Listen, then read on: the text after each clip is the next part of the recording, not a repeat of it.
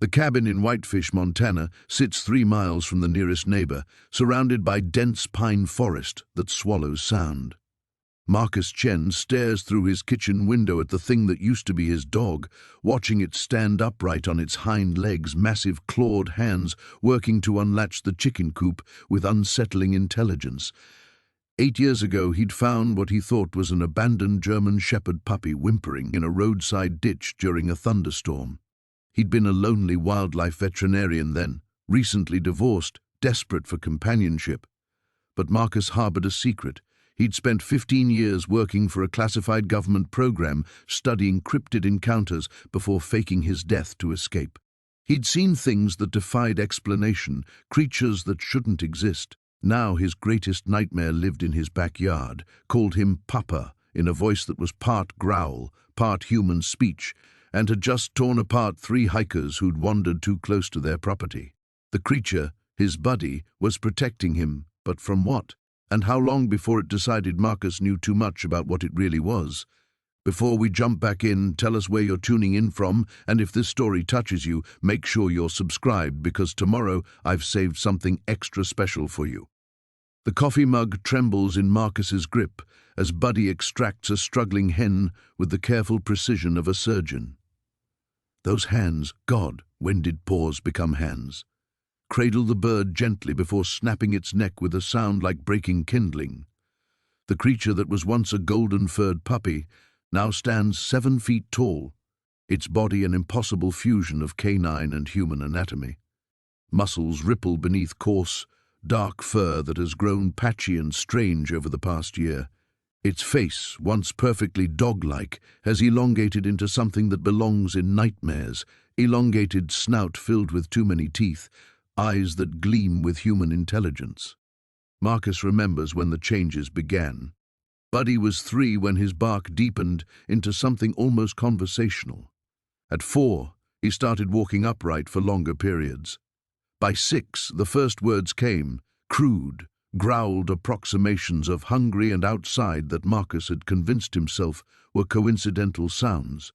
He'd been in denial, desperately clinging to the hope that his beloved companion was just an unusually intelligent dog. The denial shattered 6 months ago, when he came home from a supply run to find Buddy reading one of his veterinary textbooks, massive claws carefully turning pages. That night, in a voice like gravel mixed with honey, Buddy had said his first clear sentence, "Papa, why do the pictures show insides?" Marcus sets down his coffee and approaches the back door. Through the glass, he can see the aftermath of yesterday's incident scattered near the tree line. A torn backpack hangs from a pine branch like a prayer flag.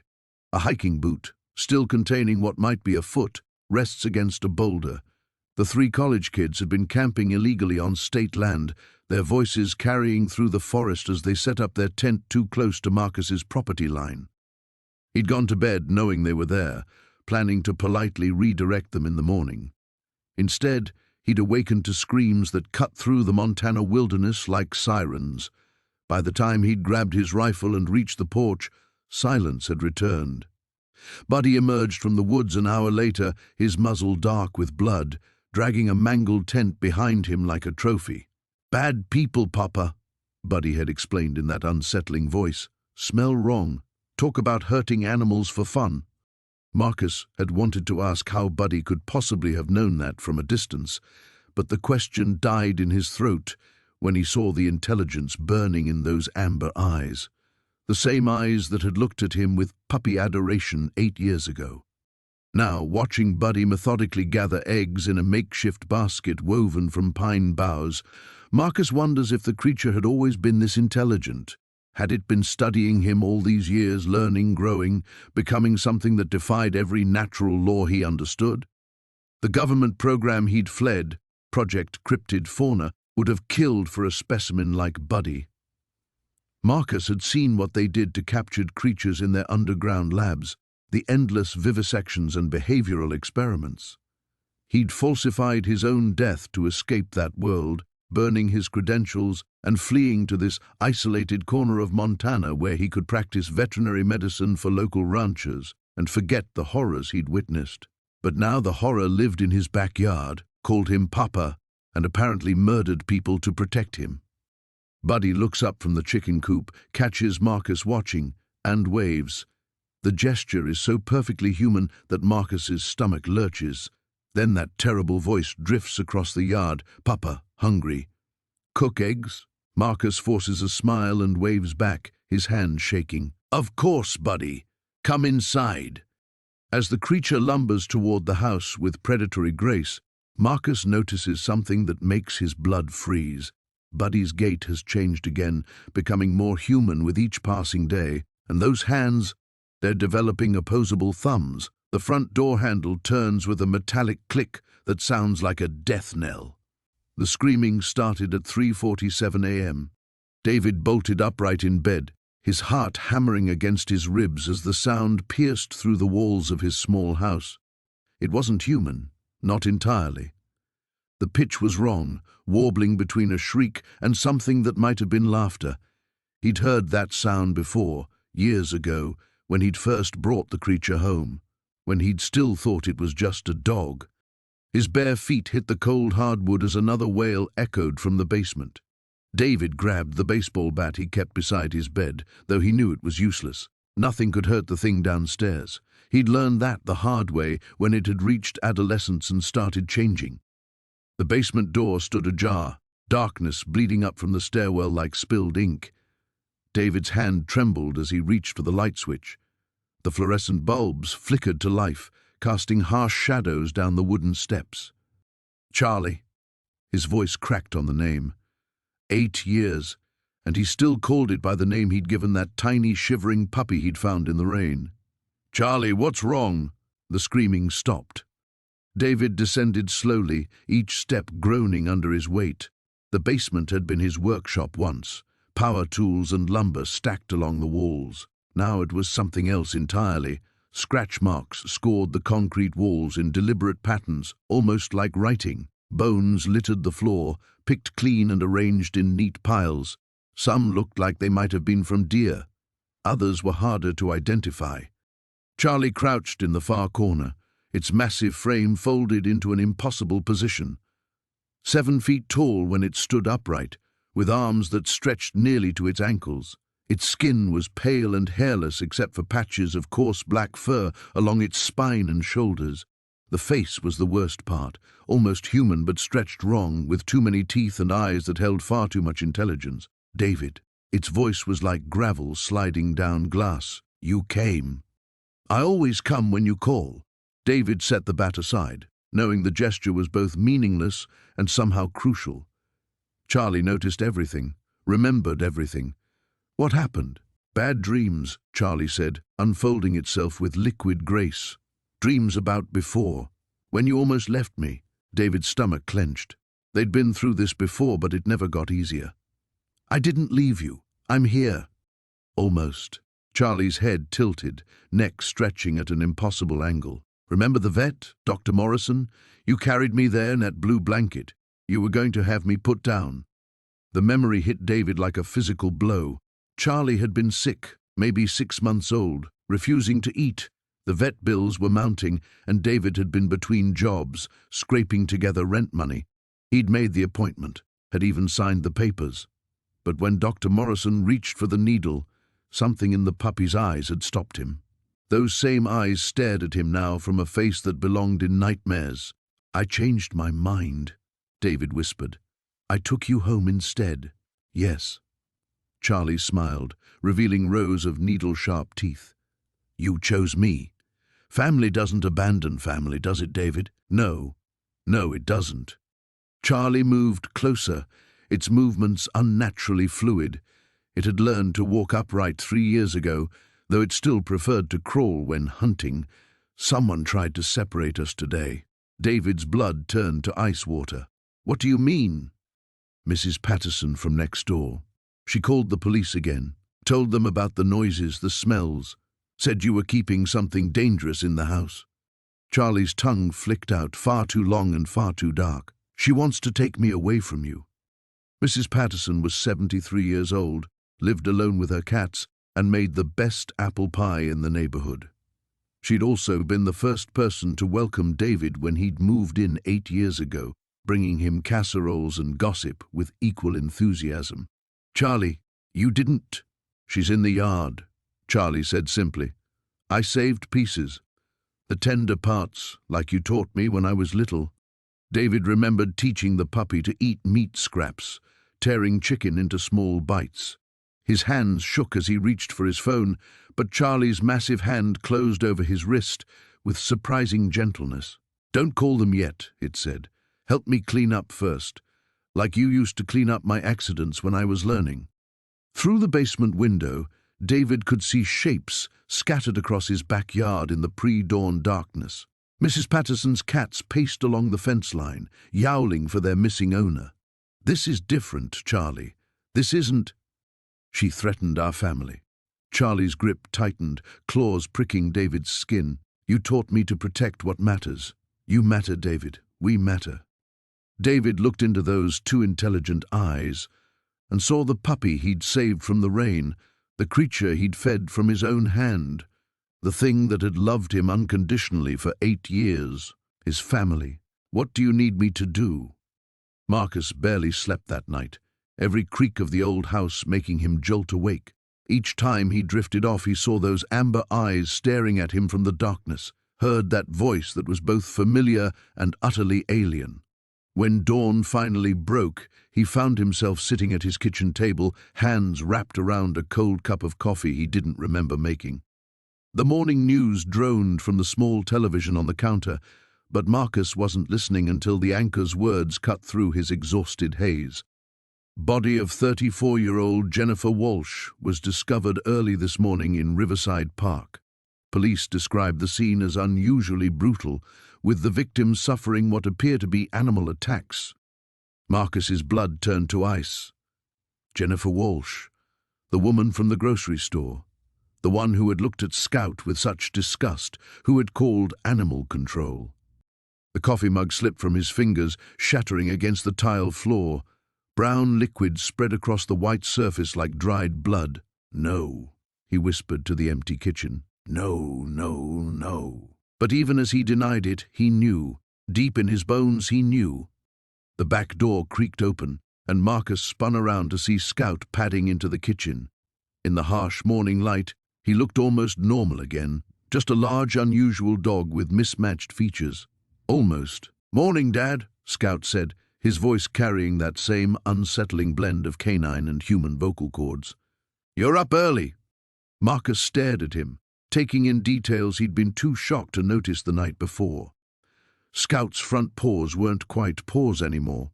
The digits were longer, more flexible, with something that might generously be called thumbs.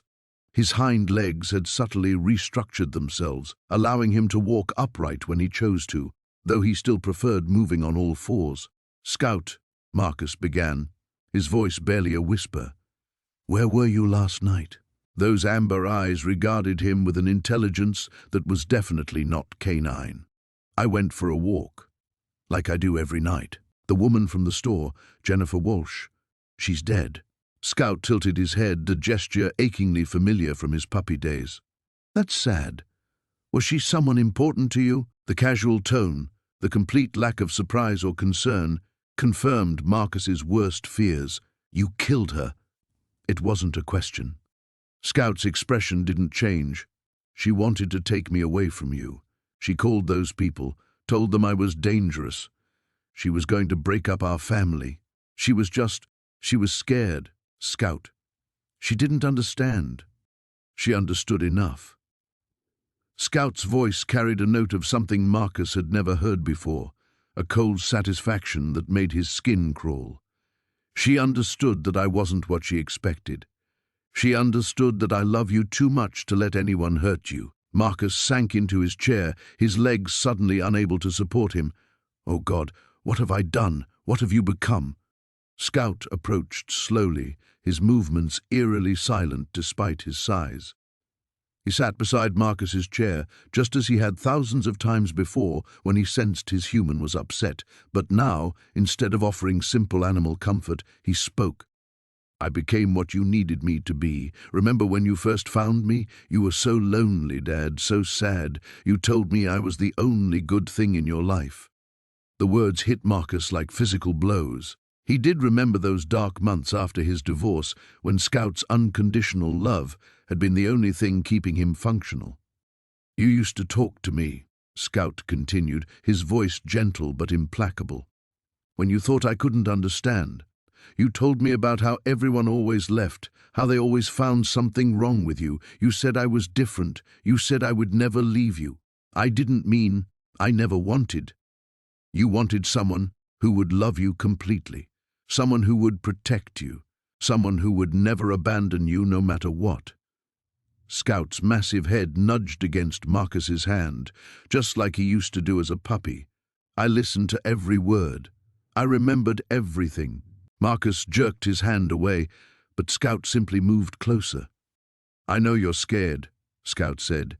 "Change is always frightening, but nothing fundamental has changed between us. I'm still your Scout. I still love you more than anything in the world. The only difference is now I can tell you so." The rational part of Marcus's mind screamed at him to run, to call the police, to do something. But a larger, more damaged part of him, the part that had been broken by years of rejection and abandonment, heard something else in Scout's words. He heard absolute, unwavering devotion. He heard a promise that he would never be alone again. "The killing has to stop," Marcus said finally, though his voice lacked conviction. Scout's amber eyes gleamed with something that might have been amusement. "Of course, Dad, as long as no one else tries to hurt our family." The veterinary clinic smelled of disinfectant and fear. Dr. Sarah Chen had worked late into the evening, but the fluorescent lights above her examination table cast everything in harsh, unforgiving white.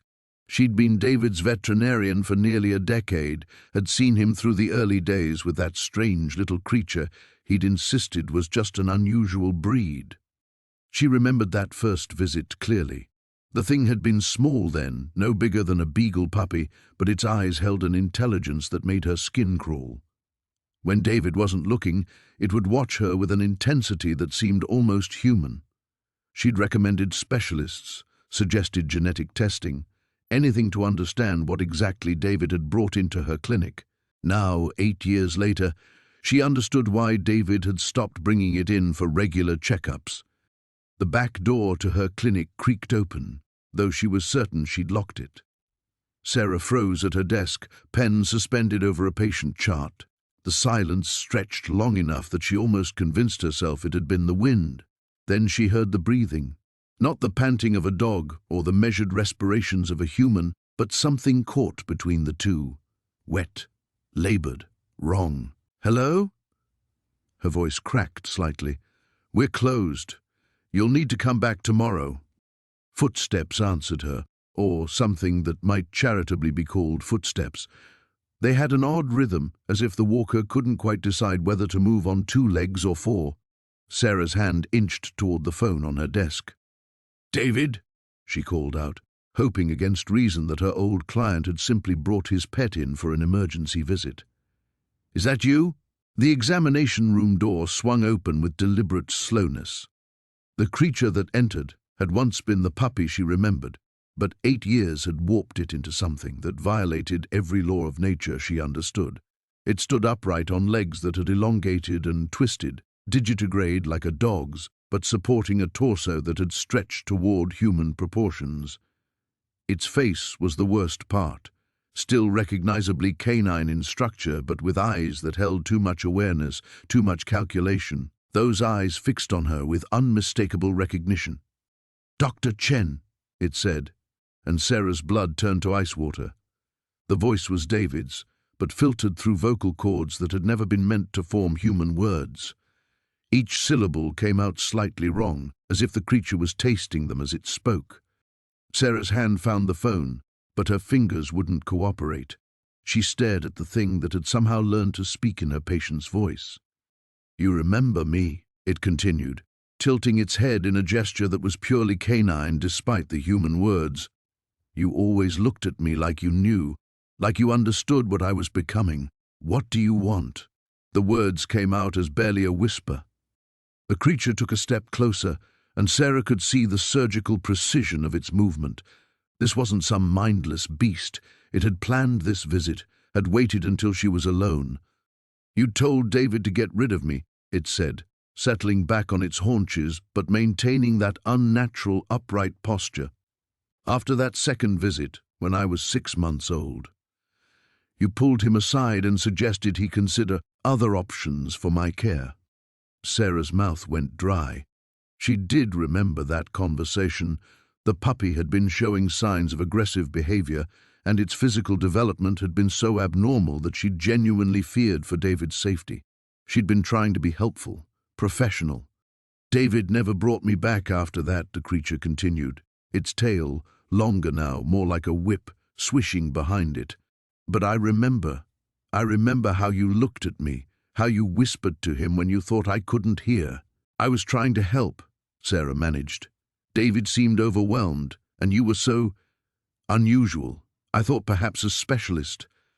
"You thought I should be destroyed," it interrupted, and for the first time she heard something other than David's voice in its words. Something older, hungrier. "You thought I was dangerous."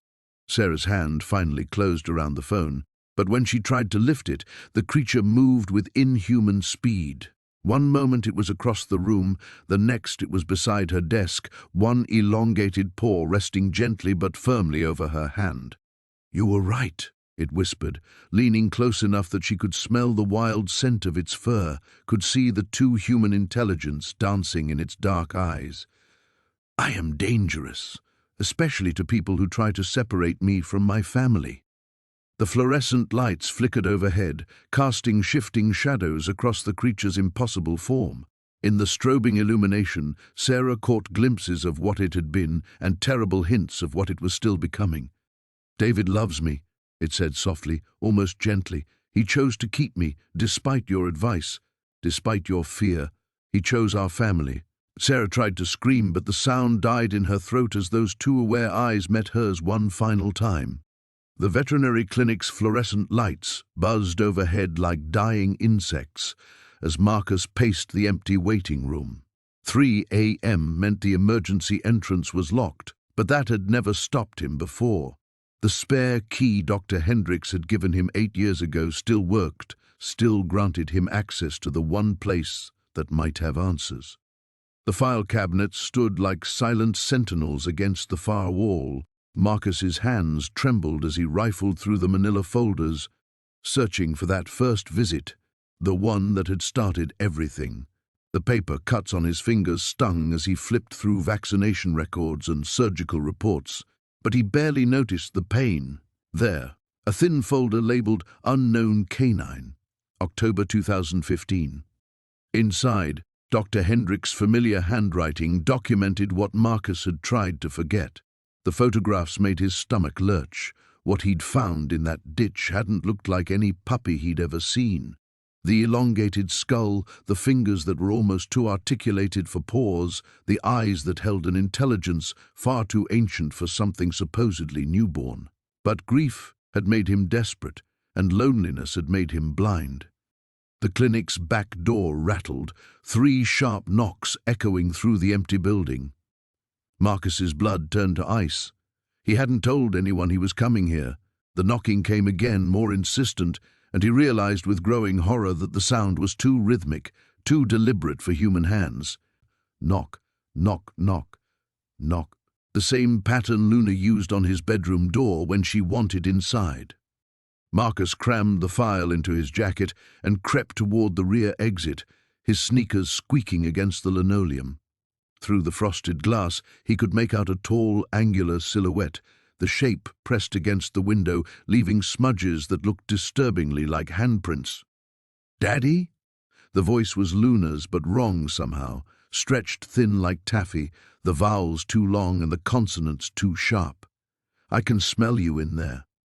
He pressed himself against the wall beside the door, heart hammering against his ribs. How had she found him?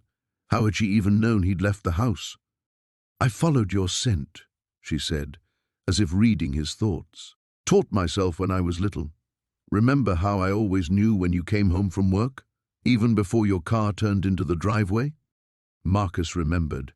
He'd thought it was endearing then, the way she'd wait by the window, somehow sensing his approach from blocks away. Now the memory curdled in his stomach. "Dr. Hendricks never threw away his files, did he?" Luna's voice had dropped to a purr that raised every hair on Marcus's arms. "That's what you came to find. The truth about what you really brought home that night." The door handle began to turn with agonizing slowness. Marcus had locked it behind him, he was certain, but the metal groaned as something impossibly strong forced it to comply. "You never asked the right questions, Daddy. Like why a newborn animal was alone in a ditch during the October floods, or why the animal control officer who called it in disappeared 3 days later." The door swung open with a soft whisper. They found pieces of Officer Martinez scattered across 6 different counties. The investigators said it looked like a pack attack, but they could never explain the bite radius. Marcus squeezed his eyes shut, willing this to be another nightmare. When he opened them, Luna stood silhouetted in the doorway. In the dim light filtering through the windows, he could see she'd abandoned any pretense of human posture. Her spine curved in ways that defied anatomy, her neck elongated to accommodate the weight of a skull that had never quite been right. Her fingers, God, when had they gotten so long, traced patterns in the air as she spoke. "I was hungry when you found me," she said conversationally. "Had been for days. Do you know how hard it is to hunt when you're still learning to control this shape? I was ready to tear into the first warm body I could find." She stepped into the clinic, and Marcus caught the scent that had always clung to her. Wet earth and copper pennies, wild animal musk cut with something sweetly putrid. "But then you wrapped me in that old towel, sang to me in the car, made me a nest of blankets by the heater." Her voice took on a dreamy quality. "No one had ever been gentle with me before. It was confusing. The hunger was still there, but something else grew alongside it." Marcus forced himself to meet her eyes. They reflected light like a cat's, but the intelligence behind them was vast and cold as deep ocean. "The man at the hardware store today," he whispered. "Did you kill him?" Luna tilted her head, joints popping audibly. "Oh, Daddy, you still don't understand." Her smile revealed teeth that were no longer remotely canine. "I've been protecting our family for years." The rain had stopped, but water still dripped from the eaves like a metronome, counting down to something inevitable. Marcus sat in his kitchen, hands wrapped around a cold cup of coffee, staring at the back door that Luna had disappeared through hours ago. The silence felt wrong, too complete, too final. His phone buzzed against the scarred wooden table. Another text from Sarah, his sister, asking if he was okay after missing their weekly dinner.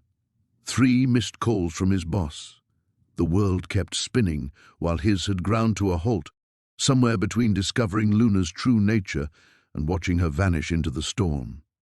The rational part of his mind, the part that had gotten him through engineering school and kept him employed for 15 years, whispered that he should call someone. Animal control, the police, anyone. But what would he say? That his dog had grown thumbs and started walking upright? That she spoke his name with a voice like grinding stone? The coffee tasted like ash. Everything did now. A soft scratching at the back door made him freeze. 3 gentle taps, then silence. The same pattern Luna used when she wanted in after her evening walks, back when evening walks were normal and she was still pretending to be something she wasn't. Marcus approached the door on unsteady legs. Through the rain-streaked glass he could see a shape huddled on his back porch, smaller than what Luna had become, hunched and trembling. For a moment, hope flickered in his chest. Maybe he'd imagined it all. Maybe the stress of work and isolation had finally snapped something in his brain. He opened the door. Luna crouched there, but not the Luna from his nightmares. This was something caught between forms, as if she couldn't decide what she was supposed to be anymore. Her limbs were too long, joints bending at angles that made his stomach lurch. Patches of the familiar golden fur remained, but they looked wrong now, like a costume coming apart at the seams. Her face was the worst part, still recognizably canine but stretched, the skull elongated to accommodate something approaching human intelligence behind those dark eyes. Blood matted the fur around her mouth. "Marcus." The voice came from somewhere deep in her throat, distorted by a mouth not meant for human speech. "I came back." He should run. Every instinct screamed at him to slam the door and call for help. Instead, he found himself stepping aside, letting her enter his home one more time. She moved with an awkward, shambling gait, still learning how to navigate a body that defied natural law. "Where did you go?" he asked, though he wasn't sure he wanted the answer. Luna settled in her usual spot by the kitchen table, but the familiar pose looked grotesque now. Neighbor, fence. She struggled with the words, tongue working awkwardly around teeth that had grown too sharp. Watching, always watching. Marcus felt ice form in his veins. "Mrs. Henderson." A slow nod. "Saw, tonight, saw me change." Luna's eyes fixed on his, and in them he glimpsed something that might have been regret. Couldn't let her tell. The old woman lived alone in the blue house next door. She'd been kind to Luna over the years, always ready with treats and gentle words. Marcus had shoveled her driveway last winter when her arthritis flared up. She made terrible casseroles that she brought over anyway, and she never complained when Luna's barking woke her during thunderstorms. "What did you do?" he whispered. "Protected us." Luna tried to move closer, but Marcus instinctively stepped back. The hurt that flashed across her malformed features was achingly familiar, the same expression she'd worn as a puppy when he'd scolded her for accidents. "She would have taken me away. Taken me from you." The blood around her mouth seemed darker now, more obvious. Marcus thought of Mrs. Henderson's small, fragile frame, her gentle smile, the way she always asked about Luna's health during their brief conversations over the fence. His legs gave out, and he collapsed into a chair. "She's dead. It wasn't a question." "Safe," Luna corrected, as if the word meant something different to her now. "We're safe." The kitchen felt smaller suddenly, the walls pressing in. Outside, the neighborhood continued its quiet evening routine, porch lights glowing, televisions flickering behind curtains, normal people living normal lives while his world collapsed into something unrecognizable. "I protected our family," Luna said, her voice growing stronger, more confident with each word. "Like you protected me." Marcus closed his eyes, remembering the scared, shivering puppy he'd found 8 years ago, rain-soaked and abandoned, trusting him completely from that first moment. He'd saved her then, given her a home and love and safety. But somehow, in trying to save one life, he'd created something that would destroy others. The scratching at the door hadn't been Luna asking to come home. It had been her asking for permission to become a monster. The morning sun cast long shadows across David's kitchen floor as he sat hunched over his coffee, hands trembling around the ceramic mug. He hadn't slept. Every creak of the house, every rustle outside had sent his heart racing. Where was Max? The creature had vanished sometime before dawn, leaving only muddy paw prints, or were they footprints, trailing from the back door into the woods. His phone buzzed against the table. Sarah's name lit up the screen. "David, thank God you're okay. I was so worried after last night." Her voice carried an edge of hysteria barely held in check. "That thing... What was that thing?" David closed his eyes, pressing fingers against his temples where a headache pounded like a trapped bird. "I don't know how to explain it. Try me, because I can't stop thinking about those eyes. They were almost human. Almost.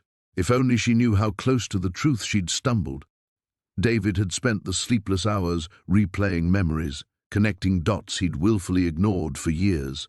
The way Max had grown unusually large for his supposed breed, the intelligence in his gaze that seemed too knowing, too calculating.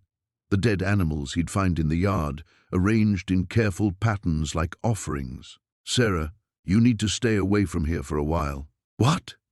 "David, no, whatever's happening, we can figure it out together. Maybe we should call animal control or..." "No." The word came out sharper than intended. "No authorities, promise me." The silence stretched between them, heavy with unspoken questions. Finally, Sarah's voice returned, smaller now. "You're scaring me." "Good. You should be scared.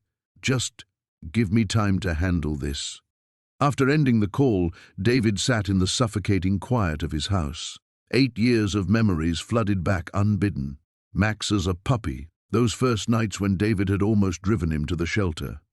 The creature, because that's what it was, wasn't it, had been watching even then, learning, cataloguing every moment of doubt and every act of kindness. The back door creaked open. David didn't turn around, couldn't bring himself to face whatever was entering his kitchen. Heavy footsteps crossed the linoleum, too deliberate to be purely animal. In his peripheral vision, he caught glimpses of matted fur and pale flesh, the grotesque merger of species that defied nature itself. "You sent her away." The voice was Max's, but deeper now, more articulated. Each word seemed carved from gravel and old bones. "She was frightened. She wants to take you from me." Max moved closer, and David could smell the metallic tang of blood, the earthy musk of the wild. Like the others, David's coffee cup rattled against the table as his hands shook. What others? A sound that might have been laughter, if laughter could come from a throat not quite human. "The woman from the grocery store. She gave you her number last month.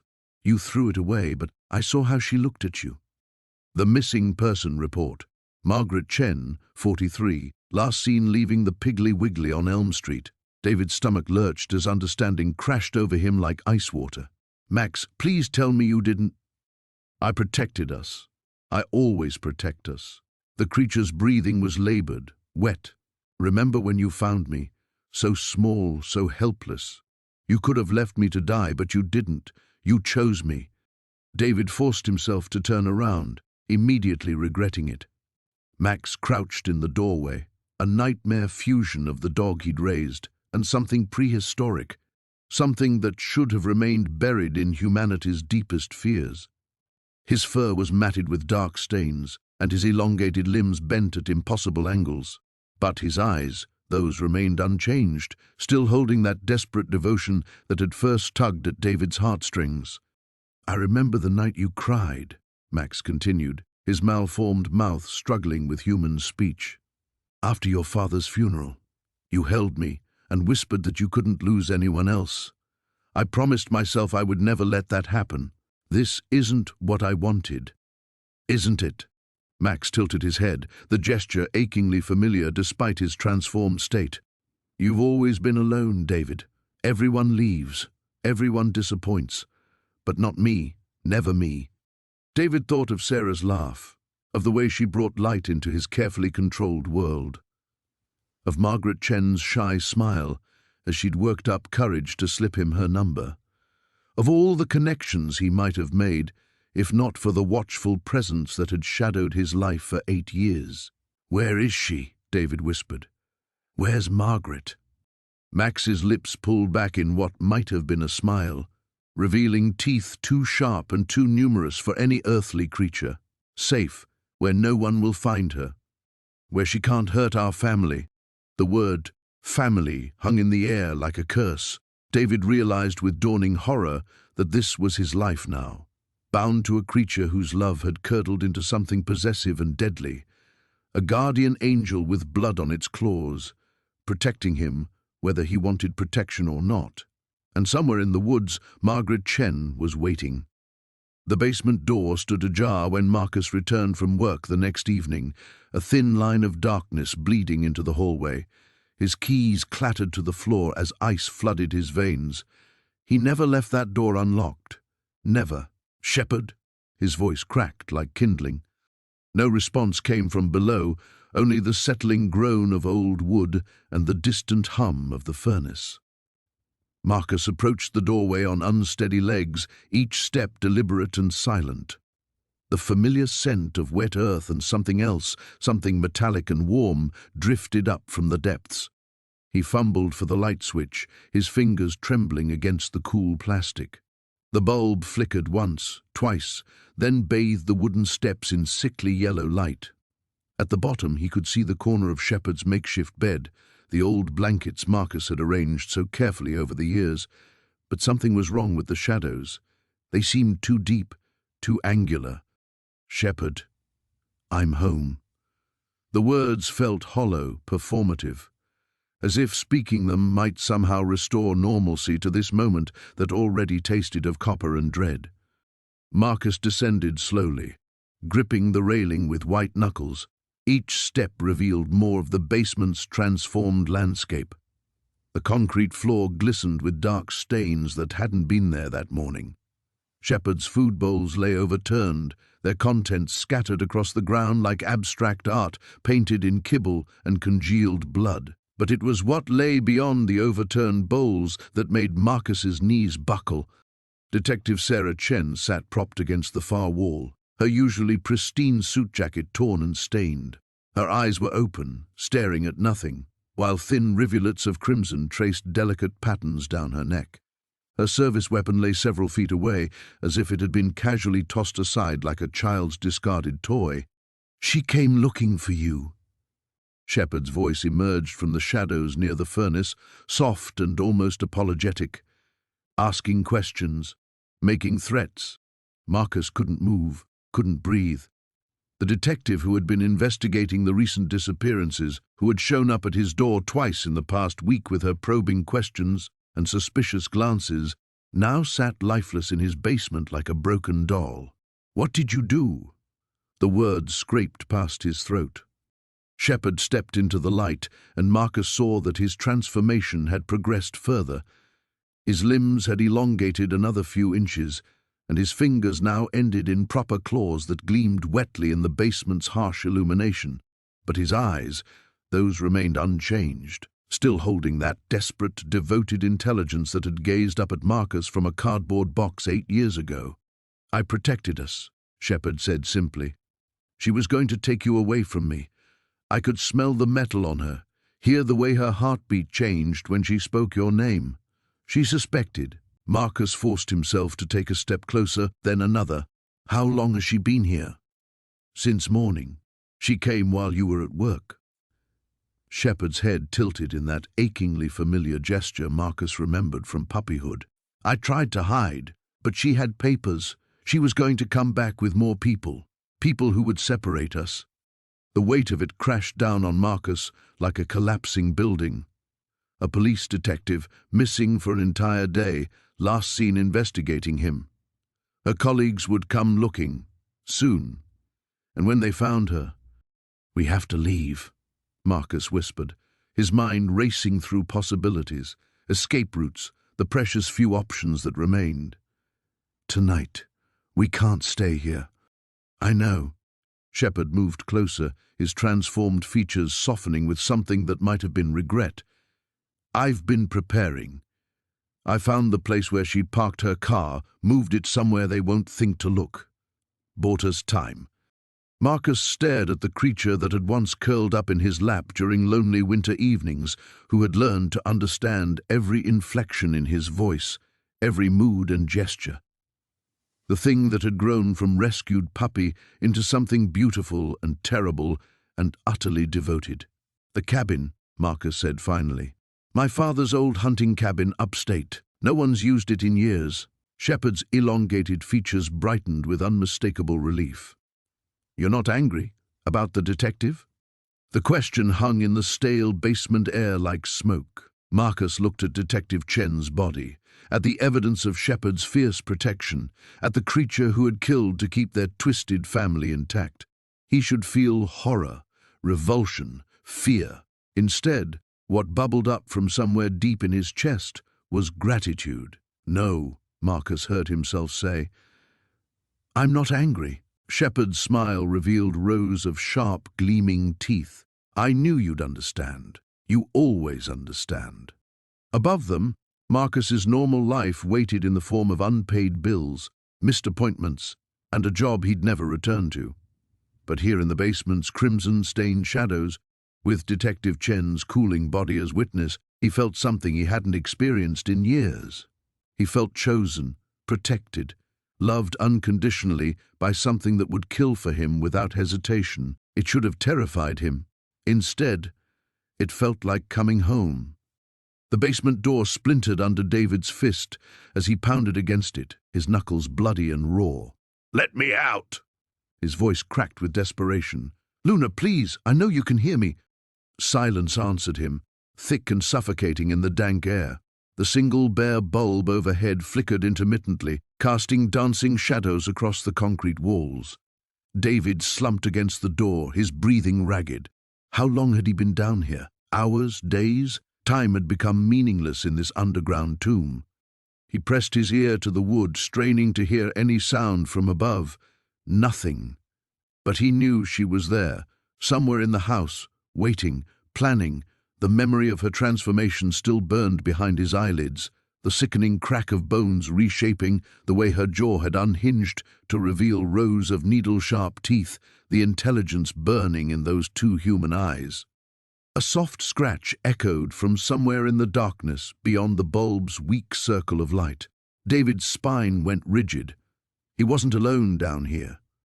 "Luna," he whispered, but even as the name left his lips, he knew it wasn't her. The sound was different, smaller, skittering, multiple sources. Red eyes gleamed from the shadows near the far wall, then more appeared. Rats. But as they crept closer to the light, David saw they weren't quite right. Their limbs were too long, joints bending at impossible angles. Some walked on hind legs like tiny malformed people. His stomach lurched. What had Luna done to them?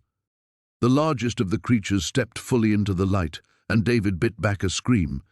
It had a human face, a child's face, cherubic and innocent, grafted onto the body of a massive rat. When it smiled, revealing tiny human teeth, David scrambled backward until his shoulders hit the door. "Pretty papa," it said in a voice like rustling leaves. "Luna's papa. We watch pretty papa for Luna." More of the hybrid creatures emerged from the darkness, forming a circle around David's huddled form. Each one bore human features mixed with animal parts in nauseating combinations. A cat with human hands instead of paws, a bird with a woman's mouth where its beak should be, a snake with human eyes that blinked with each slow, hypnotic movement. "She made you," David breathed, understanding flooding through him like ice water. "All of you." The rat child nodded eagerly. "Luna makes family. Luna learns, practices, makes us perfect for Papa." The bird thing tilted its head, fixing David with one too knowing eye. "Papa wanted to leave," it said in a voice that sounded disturbingly like his ex-girlfriend Sarah. "That night by the river. We remember. Luna remembers." David's blood turned to slush. That night, 8 years ago, rushed back with crystalline clarity. He'd been walking along the riverbank, the tiny golden retriever puppy shivering in his arms. She'd been so sick, barely breathing, and the vet bills would have been astronomical. For just a moment, God help him, just one moment, he'd considered letting the water take her. It would have been merciful, he'd told himself, quick and painless. But he couldn't do it. He'd turned away from the water and driven straight to the emergency vet, spending his entire savings and then some to nurse her back to health. She was dying anyway, he whispered, more to himself than to the creatures surrounding him. "I saved her." "After wanting to kill her," hissed the snake, its human eyes narrowing with accusation. "Luna knows. Luna always knows. But Luna forgives because Papa chose love, chose family." The cat thing with human hands began to groom itself, the fingers working through its fur in a way that made David's skin crawl. Luna protects family now, removes threats. Sarah threat, Marcus threat, Dr. Peterson threat. Each name hit David like a physical blow. Sarah, who'd tried to convince him to give Luna away because she was getting weird. Marcus, his brother, who'd suggested it might be time to put the aging dog down when she'd stopped eating last month. And Dr. Peterson. "Oh God," David gasped. "The vet. You killed Dr. Peterson because he wanted to examine her." The rat child clapped its tiny human hands together in delight. "Clever Papa. Luna protects secret, protects family, no more threats to family." Above them, footsteps creaked across the floorboards, slow, deliberate, unnaturally heavy. The creatures' heads all turned upward in unison, their mismatched features suddenly alert. "Luna comes," whispered the bird thing, and its human mouth curved into a smile. "Time for family dinner." The basement door handle turned with a rusty squeal. David pressed himself against the wall as the creatures melted back into the shadows, leaving him alone in the failing light. The door swung open, and something that had once been Luna filled the doorframe, too tall, too wrong, but still wearing the remnants of golden fur and those ancient loving eyes. "Dinner, Papa," she said, her voice a harmony of human words and animal growls. "Family waits upstairs." The basement had become a tomb of memories and flesh. David stood at the threshold, his hand trembling against the wooden rail as he descended into the darkness below. Each step creaked under his weight, a metronome counting down to whatever horror awaited him in the depths of his own home. The smell hit him first, copper and decay mixed with something wet and organic that made his stomach clench. He'd installed motion sensor lights years ago for convenience, never imagining they would illuminate a scene from his worst nightmares. Luna sat hunched in the far corner, her massive frame folded into an impossible crouch.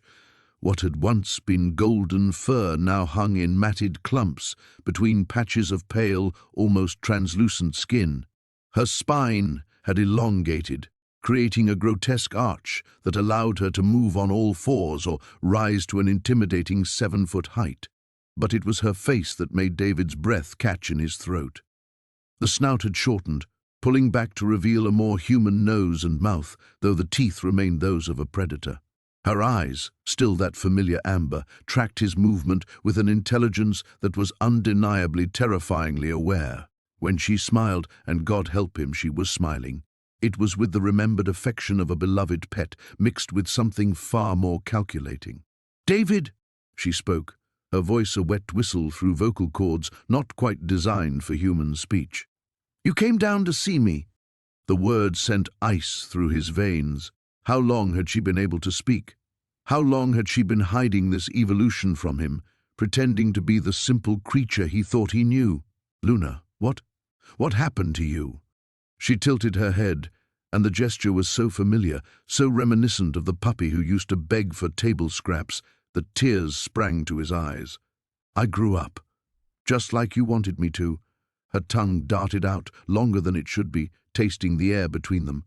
"I remember when you found me, cold, hungry. You said I could stay forever." Behind her, David noticed shapes in the shadows. His stomach lurched as his eyes adjusted and the forms became recognizable.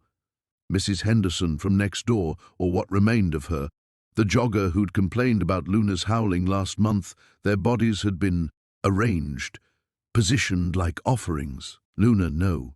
Please tell me you didn't." "They wanted to take me away." Her voice carried a petulant whine that reminded him of arguments about veterinary visits and leash laws. "Mrs. Henderson called animal control, said I was dangerous. The running man threw rocks when he thought you weren't watching." David's legs gave out and he sank onto the bottom step. The careful life he'd built, the normalcy he'd fought to maintain, crumbled around him like wet paper. "This isn't what I wanted. When I saved you, this isn't what I wanted." Luna's expression shifted, hurt flickering across her transformed features. She rose to her full height, her shadow consuming the far wall.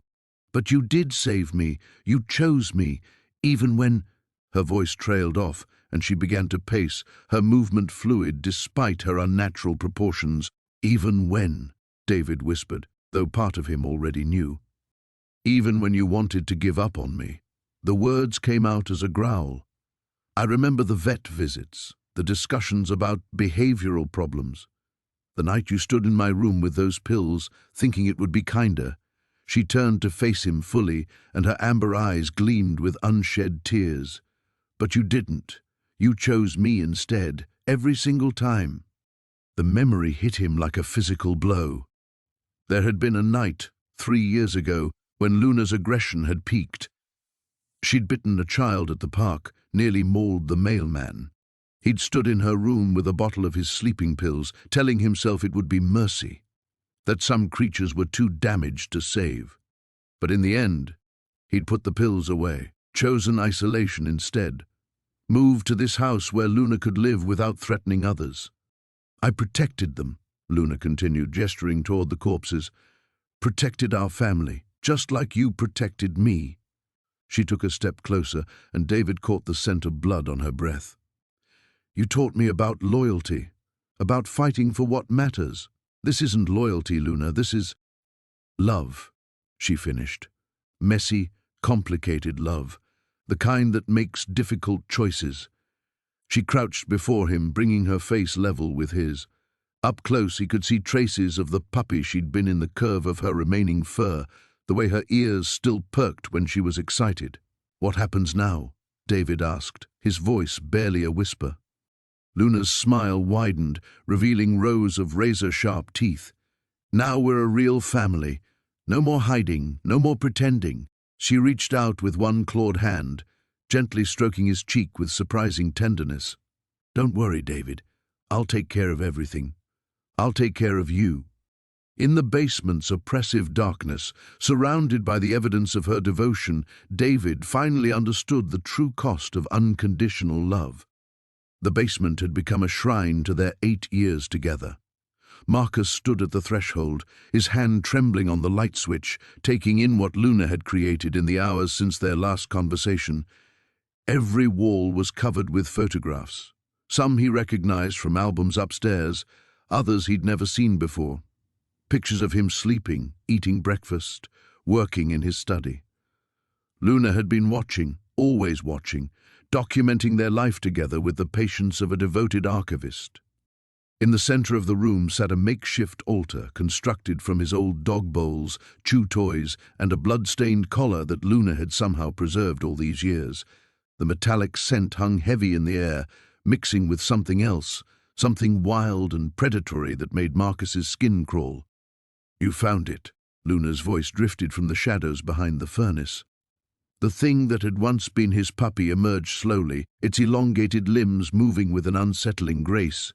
In the dim light, Marcus could see how much more human Luna appeared now, the transformation accelerating with each passing hour. The facial structure had shifted, becoming almost recognizably human, except for the eyes, those terrible, knowing eyes that held too much intelligence and too many memories. Sarah called the police, Marcus said, surprised by how steady his voice sounded. They'll be here soon. Luna tilted its head, a gesture so familiar yet grotesquely wrong in this new form. Sarah doesn't understand us. She never did. Remember how she used to complain about me sleeping in your bed?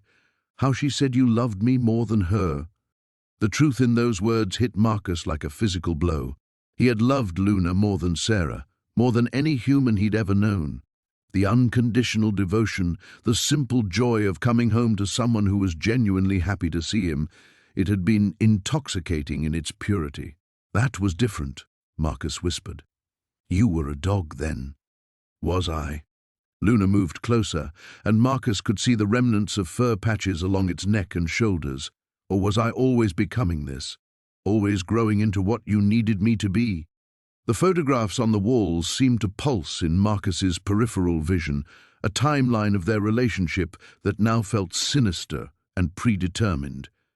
He remembered finding Luna as a puppy, remembered thinking how unusual its intelligence had seemed, how quickly it learned, how it always seemed to understand not just his words but his emotions.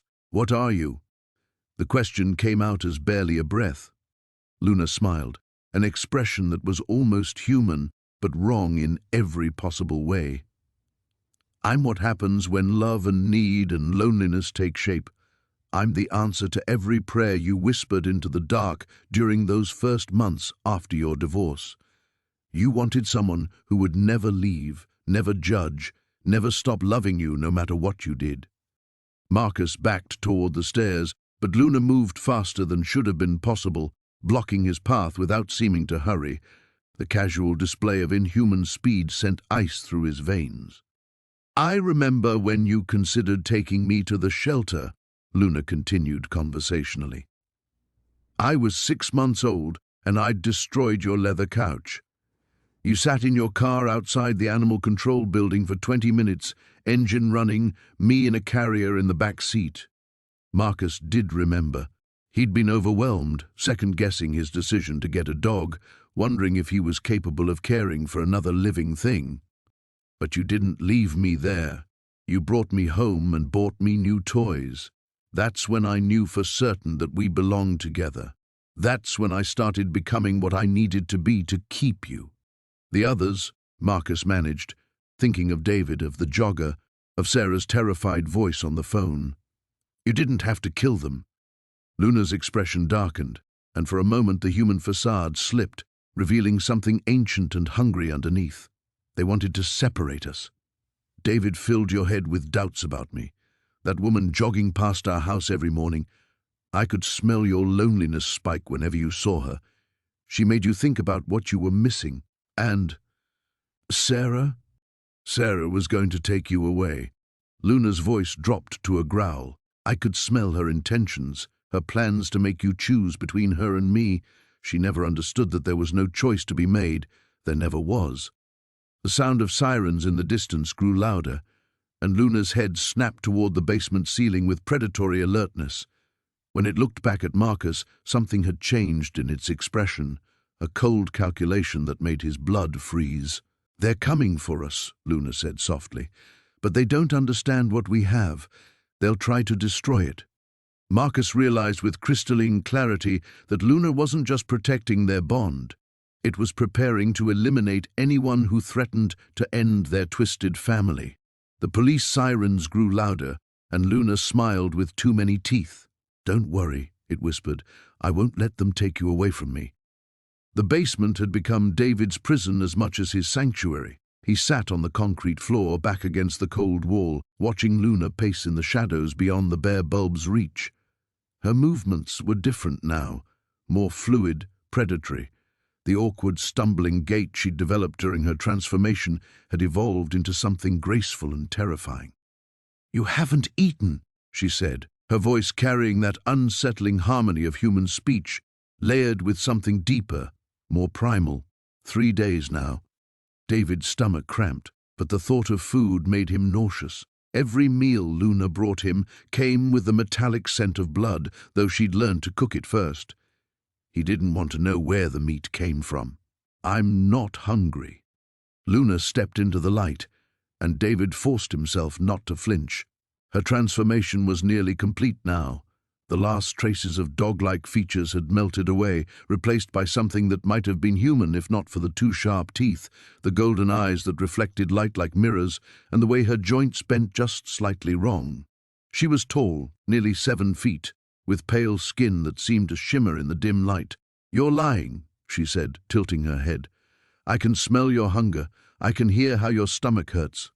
She knelt beside him, moving with that impossible grace, and David caught her scent, wild and clean, like snow and pine needles, but underneath it something else, something that made his primitive brain scream danger. "I brought you something," Luna said, producing a plastic container. "From the grocery store, like you used to buy." David looked at the label. Chicken salad. He remembered buying it for lunch breaks at the office, back when he had an office, back when his biggest worry was quarterly reports instead of whether his former pet was bringing him meals made from his neighbors. "Thank you," he whispered, taking the container. His hands shook as he opened it. Luna settled beside him, close enough that he could feel the unnatural heat radiating from her skin.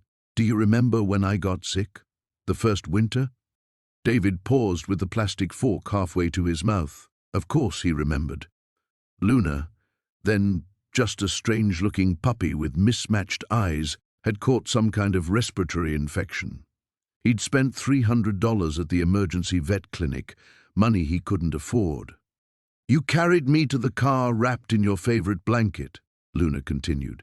"You drove so carefully because you were afraid of jostling me. You slept on the floor next to my bed for a week. You were suffering," David said quietly. "I couldn't just let you suffer." "But you thought about it." Luna's voice held no accusation, just statement of fact. "The vet bill, your credit card debt. How much easier things would be if I just didn't recover." David's appetite vanished again. "Luna, I don't blame you," she said, reaching out to touch his arm. Her fingers were longer than they should be, ending in what weren't quite claws but weren't quite nails either. Humans think terrible things sometimes. It's your nature. But you didn't do those terrible things. That's what matters. The chicken salad tasted like cardboard, but David forced himself to eat. Luna watched every bite with those unsettling golden eyes. "The woman across the street has been asking questions," Luna said conversationally. "Mrs. Henderson, she wants to know why you haven't been checking your mail, why your car hasn't moved." David's stomach lurched, and it wasn't from hunger. "What did you tell her?" "Nothing. I don't talk to people who want to separate us." Luna's voice took on that harmonic quality again, the words seeming to come from multiple throats. "But she's persistent. She came to the door today." "Did she see me?" "No. I hid in the shadows by the stairs, like you taught me to do when strangers came over." Luna smiled, and David saw too many teeth. "I'm very good at hiding when I want to be." The memory hit him like a physical blow, training Luna to hide when guests visited because he couldn't explain her increasingly strange appearance, making her stay in the basement during the landlord's inspection. All those times he'd prioritized normalcy over her comfort, her dignity. "You're thinking dark thoughts again," Luna observed. "Your scent changes when you feel guilty." "I'm sorry," David whispered, "for all of it. For hiding you, for being ashamed, for ever thinking that you were too much trouble." Luna leaned closer, resting her transformed head against his shoulder. Despite everything, the horror of what she'd become, the terror of what she'd done, David felt a familiar warmth, the same feeling he'd had when she was small and frightened and depended on him completely. "Mrs. Henderson will try again tomorrow," Luna said softly. "She might bring others this time. People who want to take you away from me." David closed his eyes, knowing what came next. "What are you going to do?" "What I always do," Luna replied, her voice carrying the weight of absolute certainty. "Protect our family." The basement had become Marcus's prison as much as his sanctuary. He sat on the concrete floor, back against the cold wall, watching the creature that had once been Bailey pace in tight circles. 8 feet tall now, its elongated limbs moved with predatory grace, massive hands flexing and unflexing as it muttered in that voice that was becoming less canine and more human with each passing hour. "The neighbors saw police cars," it growled, pausing to fix those yellow eyes on him. "They're asking questions. Mrs. Henderson came to the door twice today." Marcus's throat felt raw from screaming, from pleading. "Bailey, we need to leave, both of us, together, like we always talked about. Remember when I said we'd go camping up north? We could do that. Just no more killing." The creature's laugh was like glass grinding against stone. "You're afraid of me now. I can smell it, taste it in the air." It dropped to all fours, moving closer with that horrible fluid motion. "But you still love me, don't you? Even like this?" The question hung in the air like a blade. Marcus stared into those eyes, Bailey's eyes, still Bailey's eyes despite everything else that had changed, and felt his sanity fracturing. Because the answer was yes. God help him, the answer was yes. "I fed you when you were starving," Bailey continued, voice dropping to a whisper. "Cleaned your wounds. Slept beside your bed when you had nightmares about Sarah leaving. 8 years, Marcus, 8 years of devotion, and now you want to abandon me because I've become what I was always meant to be? You're killing innocent people." "Innocent?" Bailey's head tilted at an unnatural angle. "Detective Morrison wasn't innocent. He wanted to separate us. And that woman from animal control, she came here to take me away. Dr. Reeves was going to put me down like a rabid animal." The creature's voice rose, becoming more agitated. "They threatened our family, Marcus. Everything threatens our family." Marcus pressed his palms against his temples, trying to block out the logic that wasn't logic at all but made sense in this nightmare he couldn't wake up from. "Bailey, listen to yourself. This isn't—" The sound of footsteps on the floor above froze them both.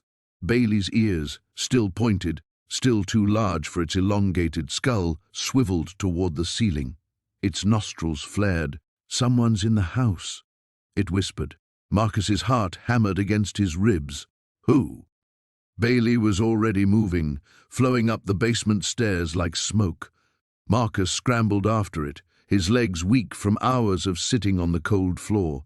He reached the kitchen just as Bailey pressed itself against the wall beside the front hallway, massive frame somehow making itself smaller, quieter. A key turned in the lock. Marcus's blood turned to ice. Only one person had a key besides him. "Marcus?" Sarah's voice called from the foyer. "Your phone's been going straight to voicemail. I got worried after seeing the news about that detective." Bailey looked back at Marcus, and in its expression, he saw something that made his soul shrivel. Not anger, not hunger, joy. Pure, terrible joy. "She came back," Bailey whispered. "She came home." "No." Marcus stepped forward, but Bailey's hand shot out, fingers wrapping around his throat with gentle, horrible precision. Not enough pressure to hurt, just enough to remind him how easily those claws could tear through flesh. "Marcus, are you here?" Sarah's footsteps moved down the hallway toward the kitchen. The front door was unlocked. "I saw the police tape across the street and—" She appeared in the doorway and stopped.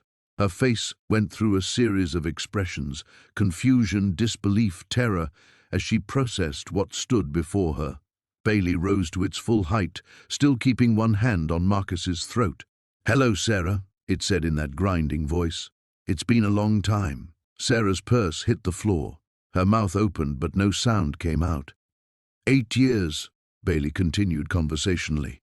8 years since you walked out on us, left us alone, but you came back. You always come back when there's trouble, don't you?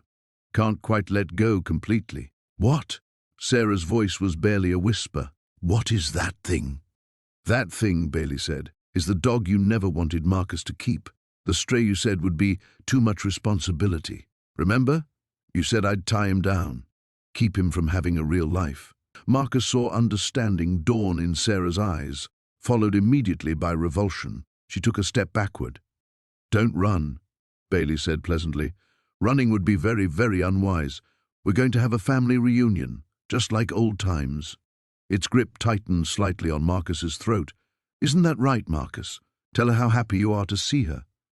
Marcus met Sarah's terrified gaze and felt the last vestiges of his old life crumbling away. Outside, thunder rumbled in the distance, and somewhere in the neighborhood, a dog began to howl. The basement door hung open like a wound in the darkness, and David could smell the copper tang of blood drifting up from below. His hands shook as he gripped the flashlight, its beam cutting through shadows that seemed to writhe and dance away from the light. Every instinct screamed at him to run, to get in his car and drive until the gas ran out, but his feet carried him forward instead. "Finn," his voice cracked like a teenager's. "Are you down there?" The silence that answered was worse than any growl could have been. David's foot found the first step, then the second. The wooden stairs groaned under his weight, each sound echoing in the confined space like a gunshot. The smell grew stronger with each step. Blood, yes, but something else too. Something organic and wrong, like meat left too long in the sun. At the bottom, his flashlight beams swept across the basement he thought he knew. The old workbench where he'd taught Finn to hand him tools, the corner where they'd stored Christmas decorations, the water heater that had given them trouble 3 winters ago.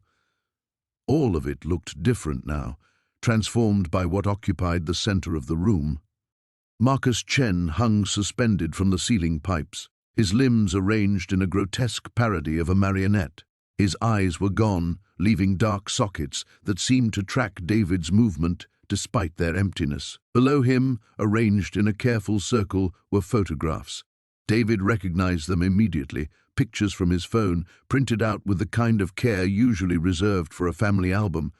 There was the photo Sarah had taken of him and Finn at the lake last summer, another from Finn's first day at the construction site. The one where Finn had attempted to smile for the camera, his features caught in that uncanny valley between human and something else. Each image was pristine, lovingly preserved and displayed like offerings at an altar. "Do you like it?" The voice came from everywhere and nowhere, seeming to emanate from the walls themselves. I wanted to make something beautiful for you. David spun, his flashlight beam dancing wildly across the basement. Finn, where are you? I'm here. I'm always here. A shadow detached itself from the corner, and David's breath caught in his throat. The thing that had once been his rescued puppy stood upright now, its form a nightmare fusion of animal and human. Its face retained enough of Finn's features to be recognizable, but stretched and elongated into something that belonged in fever dreams. You killed him. David's voice was barely a whisper. He was going to take you away from me. Finn's head tilted with that same curious expression David had seen 1,000 times before, except now it sent ice through his veins. He showed me pictures of Sarah. He said you were going to start a family with her. A real family. Finn, listen to me. I am your family. The roar shattered the air, and David stumbled backward. I have always been your family. When you found me broken and dying, when you fed me from your own plate, when you held me during thunderstorms, was I not family then? The creature began to pace, its movements fluid and predatory. Do you remember the night you almost left me at the shelter? I was sick, and the vet bills were too much. You sat in your car for an hour holding the papers. David's blood turned to ice water. He'd never told anyone about that night. But you came back for me. You chose me. Finn's voice softened, becoming almost tender. You've always chosen me, David, even when it was hard, even when it cost you everything else. This isn't what I wanted. Isn't it? Finn stopped pacing, fixing David with eyes that held too much intelligence, too much understanding. You taught me that family protects each other, that we do whatever it takes to keep our pack safe. David's flashlight beam wavered. You're not protecting anything. You're destroying it. Am I? Marcus was going to poison you against me. Sarah wants to replace me. Your sister thinks I should be locked away. Finn moved closer, each step deliberate and measured. They see me as a monster, David, but you know better. You know what I really am. What are you? I'm what you made me. The words hung in the air like a curse. Every kindness, every moment of love, every choice you made to keep me, it's all here, twisted into this shape. I am your creation, your responsibility, your family. David backed toward the stairs, but Finn moved faster, blocking his path with inhuman speed. Don't run from me again, David. Please. The creature's voice broke, revealing something painfully vulnerable beneath the horror. I can't bear it when you run from me.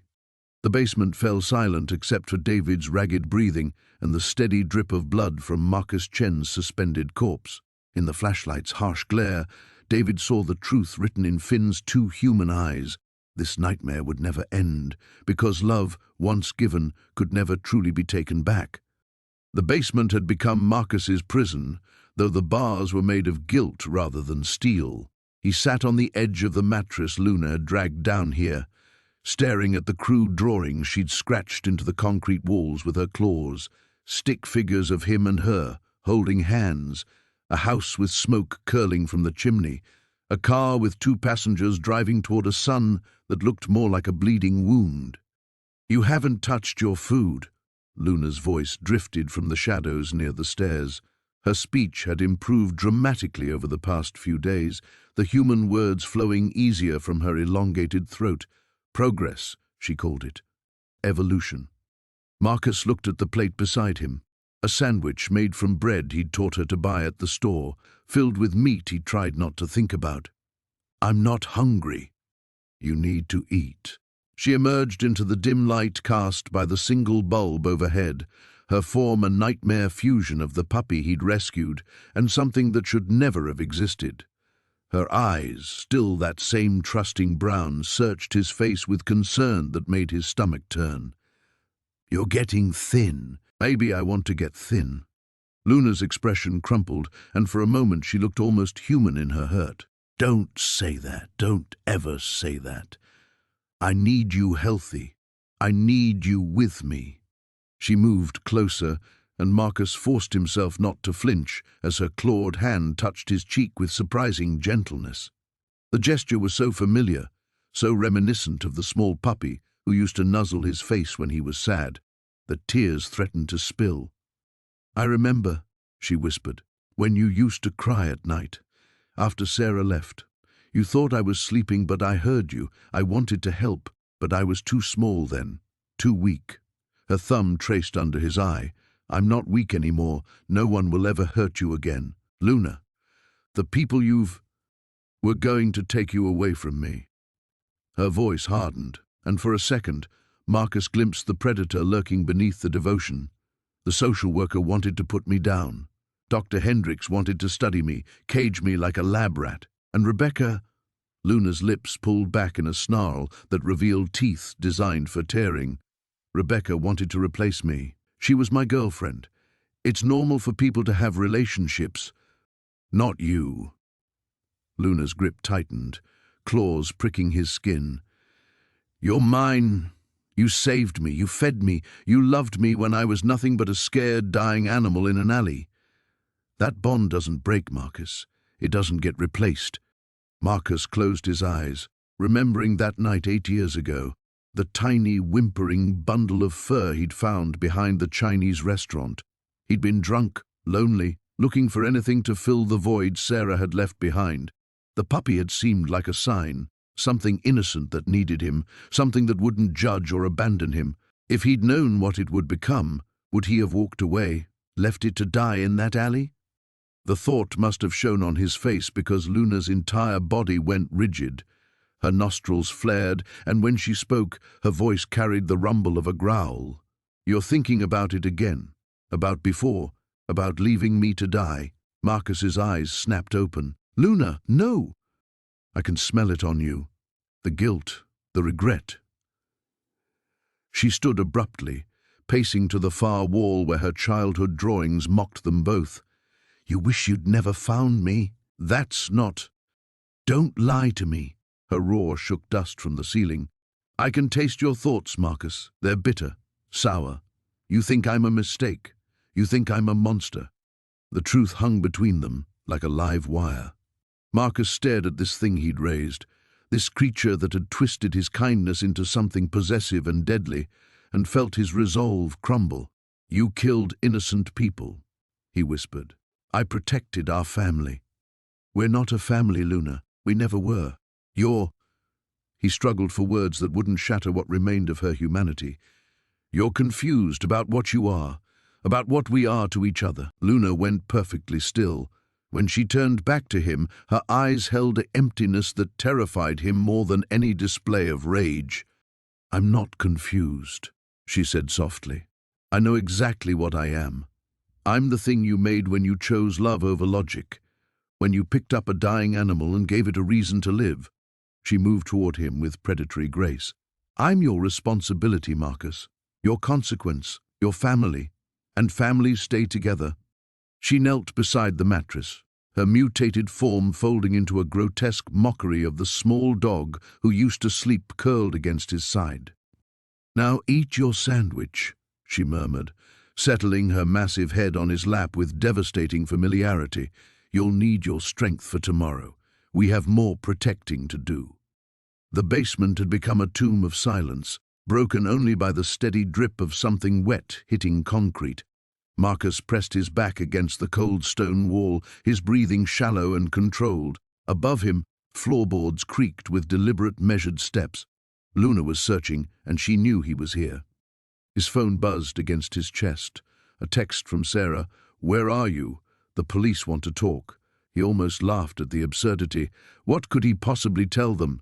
That his rescued puppy had grown into a 7-foot nightmare that collected the severed heads of anyone who threatened their relationship?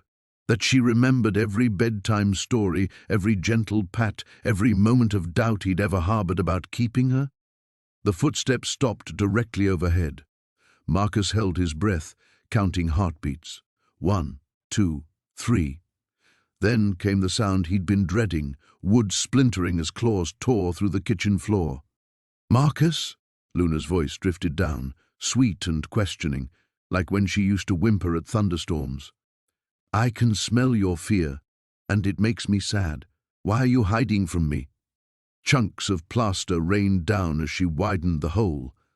Her elongated snout appeared first, black lips peeled back to reveal teeth that belonged in a shark's mouth.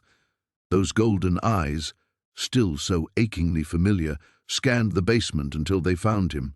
"There you are." The relief in her voice was genuine, heartbreaking. "I was worried you'd left me again." Marcus's throat constricted. "I never left you, Luna. But you thought about it." She began squeezing through the hole, her hybrid form contorting with unnatural flexibility. "So many times. I remember them all."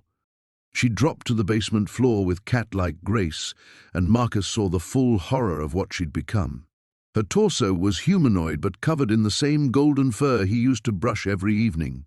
Her hind legs were powerful, built for hunting, while her arms had grown disproportionately long, ending in hands that were almost human except for the black claws. "I brought you presents," she said, gesturing to the burlap sack she'd carried down. "The reporter who was asking neighbors about strange animal attacks. The landlord who said you were behind on rent and needed to get rid of that dog. And the woman from animal control who came by last week." Marcus closed his eyes. "Luna, I can't keep protecting our family?" Her voice sharpened, taking on the growl he remembered from her territorial moments as a puppy. "I won't let anyone take you away from me. Not again." She moved closer, and Marcus caught the metallic scent of blood mixed with her familiar doggy smell. It was nauseating and comforting simultaneously. "Do you remember?" Luna continued, settling into a crouch that brought her massive head level with his, "when you found me in that alley? I was dying, Marcus, cold and alone and forgotten. You wrapped me in your coat. You fed me from your own plate. You sang to me when I cried. I remember." His voice cracked. "You saved me. You made me yours." Her clawed hand reached out, almost tenderly, to touch his cheek, "And I made myself into something that could save you back." The gesture was gentle, but Marcus felt the barely contained strength behind it. She could snap his neck with a twitch, yet she touched him like he was made of glass. "I also remember," her voice dropped to barely above a whisper, "the night you stood outside the animal shelter with my carrier. You sat in your car for 43 minutes, trying to decide whether to surrender me." Marcus's blood turned to ice. He'd never told anyone about that night, never even written it down. But she'd been there, just a 6-month-old puppy in the back seat, and somehow she'd understood. "You were struggling financially. Your girlfriend said it was her or the dog. You thought about how much easier your life would be without me." Luna's golden eyes never blinked, "But then I whimpered, and you turned around and took me home. You chose me over her, over easy, over normal. Luna, I've spent 8 years making sure you never regret that choice." She stood, towering over him. "Everyone who's tried to separate us is gone. Everyone who's made your life difficult is gone. Everyone who's threatened our bond is gone." Marcus looked up at this creature that had been his constant companion, his only family, his greatest mistake and most profound love. She was right. She had protected him, in her own twisted way. His life had become easier, safer, more isolated, and more monstrous.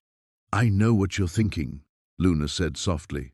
"You're wondering if this makes you complicit. If loving me despite what I've become makes you a monster too." She leaned down until their foreheads almost touched. "It does, Marcus. And that's why we belong together." Outside, sirens wailed in the distance, growing closer. The screaming had stopped an hour ago, but David could still hear it echoing in his mind as he sat hunched over his kitchen table, staring at the blood under his fingernails. Luna sat across from him, her elongated limbs folded in an approximation of normalcy, those 2 bright eyes never leaving his face. The wetness around her mouth had been cleaned away, but he knew what it meant. "The neighbors saw," David whispered, his voice cracking. "Mrs. Henderson was looking through her window when Sarah—" Luna's head tilted with that unsettling bird-like motion she'd developed over the years.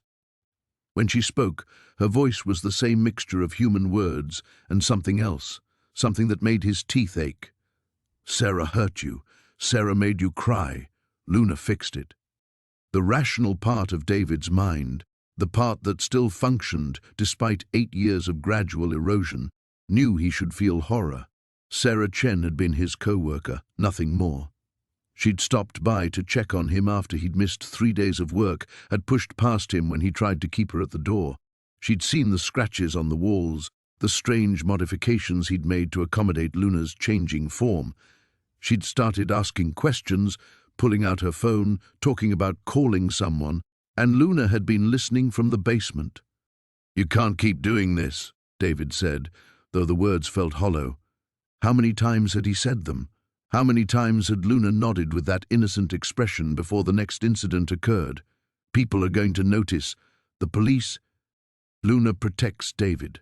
Luna protects family. Her voice carried that note of wounded confusion that always undid him. Bad people want to take David away, take Luna away. Luna cannot let bad people win. David's hands shook as he reached for his coffee mug, then froze when he saw the dark stains on the rim. Everything in his house was contaminated now, marked by the reality of what his life had become. The puppy he'd found shivering in that cardboard box had grown into something that loved him with a devotion so pure and terrible that it left bodies in its wake.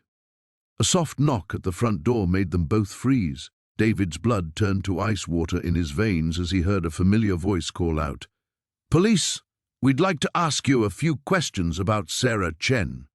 Luna was already moving, her transformation fluid and horrible to watch. Bones extended, muscles rippled beneath skin that wasn't quite skin anymore, and her face elongated into something between human and predator.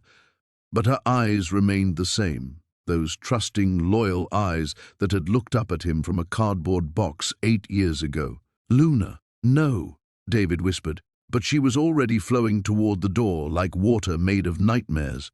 "Mr. Torres?" The voice was patient, professional. "We know you're in there. Your car is in the driveway." David stood on unsteady legs, his mind racing. He could let Luna handle this the way she handled all problems. 2 more bodies, maybe 3 if they'd brought backup. But then there would be questions about missing police officers, investigations, more people coming to look for the missing people. The cycle would continue until everyone in his life was dead, except for him and the creature that loved him enough to kill for him. Or he could open the door. "Luna, stop," he said more firmly, and amazingly, she did. Her head swiveled toward him, confusion radiating from every line of her transformed body. "Go to the basement, please. David is in danger," she said, her voice now a harmony of human and something else. "Luna must protect David." "You've protected me enough," David said, and the words tasted like goodbye. "I need you to trust me now. Go downstairs and wait." For a moment, he thought she would refuse. Her muscles tensed, claws extending from fingers that were too long, too sharp. But then she made a sound like a whimper, achingly familiar, the same sound she'd made as a puppy when he'd scolded her for chewing his shoes, and retreated into the shadows of the hallway. David walked to the front door, his legs moving without his conscious command. His hand rested on the deadbolt he'd installed 3 years ago, one of many modifications he'd made to keep the world out and Luna's secret in. Behind the door he could hear quiet conversation, the crackle of a police radio. 8 years of love and horror. 8 years of watching innocence transform into something monstrous, not through cruelty, but through devotion so absolute it had become its own kind of curse. Luna had never stopped being the grateful, loving creature he'd rescued. That was the true horror. Not that she'd changed, but that at her core she hadn't changed at all. She was still his faithful companion, willing to do anything to keep their family intact. David turned the deadbolt and reached for the door handle, knowing that whatever happened next would end the only real relationship he'd had in 8 years. The moonlight filtered through the broken windows of the abandoned warehouse, casting twisted shadows across the concrete floor where Marcus sat cradled against what had once been his puppy. The creature's massive form had settled into something almost peaceful, its breathing steady and deep. Blood matted the coarse fur along its shoulders, and those 2 human eyes had grown heavy with exhaustion. "I'm sorry," Marcus whispered. his hand stroking the elongated skull. "For all of it, for every time I thought about leaving you behind." The creature, his Luna, let out a soft whimper that sounded almost like forgiveness. Its clawed hand, still too large and wrong, curled around Marcus's wrist with surprising gentleness. "I know you remember," he continued, his voice breaking. "That night when you were sick and I almost didn't take you to the vet. The time I looked at shelters online. When I met Sarah and thought maybe—" He stopped, unable to finish. Sarah was gone now, along with anyone else who had ever posed a threat to their bond. Luna's eyes fixed on his face, those familiar brown irises swimming with an intelligence that had always been there, waiting. Marcus realized now that he'd been blind to it, dismissing the signs as imagination. The way Luna had always known when he was upset, how she'd somehow understood complex conversations, the uncanny timing of her transformations. "You were never just protecting me, were you?" Marcus asked. "You were protecting us." A rumble built deep in Luna's chest, not quite a growl, not quite a purr, the sound of agreement. The warehouse fell silent except for their breathing and the distant wail of sirens that had been growing closer for the past hour. They would come soon. The police and the investigators and the people who would try to separate them, who would never understand what they had together. Marcus felt Luna tense beneath his touch, her supernatural hearing picking up sounds he couldn't yet detect. Her head lifted, ears swiveling toward the entrance. The peaceful moment shattered as her lips pulled back to reveal those terrible fangs. "No," Marcus said firmly, gripping the sides of her face. "No more killing." Luna's eyes snapped to his, confusion and hurt flickering across her features. Her mouth opened, and for a terrifying moment he thought she might speak, might voice the protest he could see building behind her gaze. Instead, she made a sound like a question, high and plaintive. "Because it has to end somewhere," he said. "Because I can't watch you destroy yourself protecting something that was broken from the start." The truth of it hit him like a physical blow. They were broken, had been from the moment he'd brought home that trembling puppy and poured all his loneliness and need into something that could never be what he wanted it to be. He'd created this, not the transformation, but the obsession, the desperate codependency that had twisted love into possession. Luna's massive head tilted, studying him with an expression that was heartbreakingly familiar. It was the same look she'd given him as a puppy when he'd tried to teach her commands she couldn't quite grasp. Patient, devoted, waiting for him to show her what he needed. "I need you to let me go," he whispered. The warehouse filled with the sound of her breathing, rapid and panicked now. Her claws scraped against the concrete as she shifted, trying to pull him closer. The possessive gesture that had once comforted him now felt like chains. "Listen to me," Marcus said, pressing his forehead against hers. "I love you. I've always loved you. But this isn't love anymore. It's prison, for both of us." The sirens were close enough now that he could see the red and blue lights painting the walls in stuttering color. Luna heard them too, her muscles coiling for violence. 8 years of protecting him wouldn't be undone by words alone. Marcus reached into his jacket pocket and pulled out the worn tennis ball he'd carried since the day he found her. Luna's eyes fixed on it immediately, her entire body going still. It was small and ratty, barely recognizable as a toy anymore, but her tail, what remained of it, gave an involuntary twitch. "Remember this?" he said, holding it up. "Remember when we were happy?" Something shifted in Luna's expression, the predatory tension melting away as memories flickered across her features. For just a moment she looked like his puppy again, eager and innocent and full of simple joy. "Good girl," Marcus said, and threw the ball toward the far end of the warehouse. Luna's head turned to track its path, every instinct warring with 8 years of protective evolution. The ball bounced once, twice, then rolled to a stop in a pool of moonlight. Marcus stood slowly, backing toward the door as the first flashlight beams cut through the darkness. "Go on," he said, his voice steady despite the tears streaming down his face. "Fetch!" For a heartbeat that lasted forever, Luna looked between him and the ball. Then, with a sound like a sob, she bounded after it, choosing play over protection, memory over madness. Marcus ran toward the lights and the voices calling his name, toward whatever came after the end of everything.